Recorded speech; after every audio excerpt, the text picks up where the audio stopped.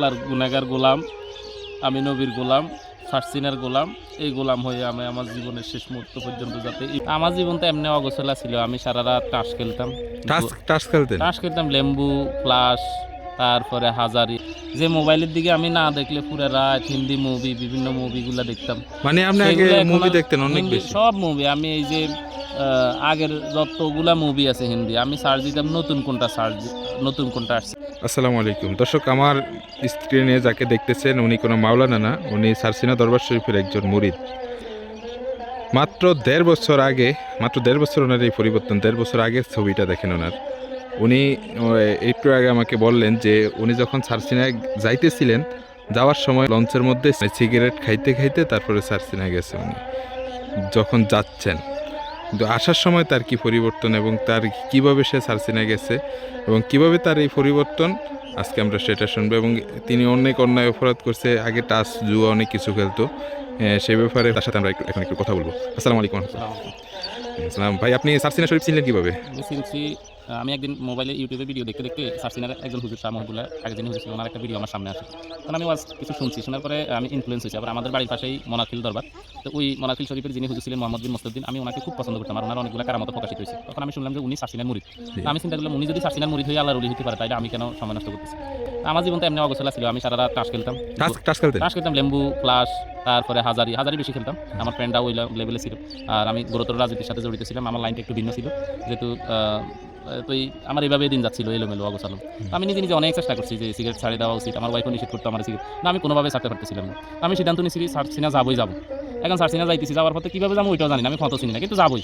এখন খোঁজ নিলাম যে চাঁদপুর থেকে যাইতে হয়, লঞ্চে উঠছে, কিন্তু তখন শীতকাল ছিল, আমার কাছে কোনো শীতের সামানও ছিল না। আল্লাহর কি কুদরতে একজন লোকের সাথে আমার পরিচয় হয়েছে, ওনার কাছে 2টা কম্বল 2টা বালিশ বাড়তি ছিল, ওনার ওইটা দিয়ে আমি চলে গেছি। যাওয়ার পরে ওনার সাথে ওখানে বসার পরে এখন সার্সিনা প্রথম কিছুক্ষণ কবজার করছি। আমি স্বাভাবিক ছিলাম, তাই সিগারেট টিকেট আমি সবসময় চেন স্মোকার ছিলাম। আমার সবসময় ব্যানসন অথবা নেভি, এলাকায় আসলে নেভি, বাইরে গেলে ব্যানসন। মানে দামি ব্র্যান্ডের সিগারেটগুলো আমি চট্টগ্রাম যখন কোম্পানিতে চাকরি করছি তখন আমার কোম্পানি প্রতিদিন আমার 1 প্যাকেট ব্যানসন কিনে দিত। এই 1 প্যাকেট যাওয়ার পর আমার আবার নিজে কিনে খেতে দিত। তারপরে আমি সার্সিনা যাওয়ার পরে যখন এই যে শেষ মুনাজাতের পরে যখন আসতেছি, তখন আমি চুপচাপ হয়ে গেছি কেমন একটা। আমার এখন শুধু আমার গায়ের পশম বারবার শুধু দাঁড়া যেতেছিল, আমার ভিতরে একটা ভয় কাজ করতেছিল, আমার শুধু কান্না আসতেছিল, বুক ফাটি কান্না আসতেছিল। আমি ছবিগুলো সহ্য করতে পারতাম না, যে মোবাইলের দিকে আমি না দেখলে পুরো রাত হিন্দি মুভি, বিভিন্ন মুভিগুলো দেখতাম। মানে আপনি আগে মুভি দেখতেন অনেক বেশি? সব মুভি আমি এই যে আগের যতগুলো মুভি আছে হিন্দি আমি সার্চ দিতাম নতুন কোনটা আসছে। এই 1.5 বছরে কি মুভি এই আসছে ওইটা জানি না। আর আমি হিন্দি ফুল বুঝি, ওই হিন্দি মুভি দেখতে দেখতে হিন্দি বুঝে ফেলি। আর আমি যেহেতু আমি নর্মাল আমি ইংলিশে অনার্স মাস্টার্স করছি, এখন বর্তমানে ইংরেজির একজন শিক্ষক হিসাবেও আছি।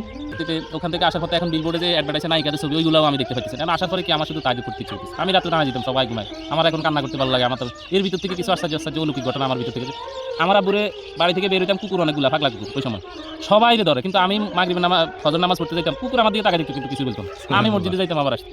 এরপরে আমার যে পরিবর্তন, আমার ভাই একজন আছে আলেম, সৌদি আরব থাকে, আরবি লাইনে পড়ালেখা করছে ছোটবেলা থেকে। কিন্তু আমার মা, আমি তো জানার শিক্ষিত, আমার মা আমার এই পরিবর্তন দেখার পরে মানে আরও কিছু বিষয় আছে যেগুলো এখন পাবলিশ করলাম না, যেগুলো হইলে আবার আমার পরবর্তী দাম সেগুলো কেটে যাবে।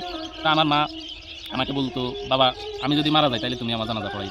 আমি কিন্তু এর থেকে পাওয়ার আর কিছু নাই। এরপরে আমার যে প্রতিষ্ঠা, আমি স্ত্রীকে বারবার প্রশ্ন করতাম, তুমি কি আমার পরিবর্তনে খুশি? তো হ্যাঁ। এরপর এখনো জিজ্ঞাসা করি আমি প্রতিদিন যে আমার চরিত্র সম্পর্কে তোমার অভিমত।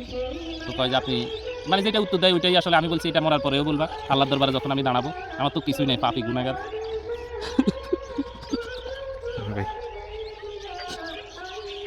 ওই সময় ঠিক এটাই বলবা যে আমার স্বামী এমন ছিল, ব্যাস আল্লাহর গুনাহগার গোলাম, আমি নবীর গোলাম, সার্সিনার গোলাম। এই গোলাম হয়ে আমি আমার জীবনের শেষ মুহূর্ত পর্যন্ত যাতে এইভাবেই সার্সিনার মাসলাকের উপরে থাকতে পারি। আপনারা সবাই দোয়া করবেন। আর আমি পাবলিশ করার জন্য আপনিও আমার অনেকবার বলছেন, আমি চাইছিলাম না এগুলো বলার জন্য। শুধু সার্সিনা দরবারকে নিয়ে অনেকেই কটূক্তি করে, তার একটা আমার জীবনে ঘটে যাওয়া বাস্তবতা তুলে ধরার মূল উদ্দেশ্য হচ্ছে এটা। সার্সিনা দরবার নিয়ে বিভিন্ন অনেকজন অনেক কিছু বলে, আমি স্বয়ং শুধু এটা না আরও কিছু অলৌকিকতা কারামত আছে, সেগুলো আপাতত বললাম না। থাকলে পরবর্তী দোয়া করবেন আমার জন্য, যাতে আল্লাহ তাআলা এইভাবে জীবনের শেষ পর্যন্ত নেয়। আসসালামু আলাইকুম রহমতুল্লাহি ওয়া বারাকাতুহু। দর্শক, আমি ভাইয়ের কথাগুলো শুনে আসলে খুব হৃদয় দিয়ে অনুধাবন করলাম। আমি ওনার সাথে কিছুক্ষণ আগে আমি এখানে কমলনগরের সার্সিনা ফিসাবুলের মাহফিল, আজকে সেখানে আসলাম। আসার পর ভাই আমাকে চিনছে, চিনার পর কথা বললাম ভাইয়ের সাথে। আমি বুঝতে পারিনি উনি যে আলেম না। তো উনি আমাকে ওনার আগের একটা ছবি, স্ক্রিনে যে ছবি থাকে ওনার ছবি একটা গেঞ্জি গায়ে দেওয়া, দাড়িটার কিছুই নেই। তো ওনার ছবি দেখে আমি বুঝলাম যে উনি হয়তো জেনারেল শিক্ষিত হবে। ওনার সাথে কথা বলে দেখলাম আসলে ওনার জীবনটা একটা ইতিহাস, এবং মাত্র 1.5 বছরে ওনার এই পরিবর্তন। আমি আসলে এটা শোনার পর অবাক হয়ে গেছি। সার্সিনা, এই ভিডিওটা করারই মূল উদ্দেশ্য হচ্ছে সার্সিনা দরবার শরীফ নিয়ে অনেকেই অনেক মন্তব্য করে থাকেন। আসলে উনি এটা করার জন্য মত ছিল না এবং উনি আমাকে নিষেধ করছে, ভাই প্রয়োজন নাই। শুধুমাত্র ভিডিওটা করতে উনি রাজি হয়েছে যে সার্সিনা দরবার শরীফ নিয়ে যারা বাজে মন্তব্য করে অন্তত ওনার থেকে একটু শিক্ষা নেওয়া দরকার। সবাই ভালো থাকবেন, সুস্থ থাকবেন। আজকে এই পর্যন্তই। এরকম হাজার হাজার প্রমাণ বাংলাদেশে সারসিনা দরবার শরীফের আছে। জেনারেল শিক্ষিত কিন্তু সারসিনার মুরিদ হওয়ার পর তাদের যেই পরিমাণ পরিবর্তন সেটা কল্পনা করার মতো নয়, কল্পনার বাইরে। দর্শক, অন্য একদিন অন্য একজনের ভিডিও নিয়ে ইনশাল্লাহ আবারও হাজির হবে ইনশাল্লাহ। সবাইকে ধন্যবাদ। আসসালামু আলাইকুম।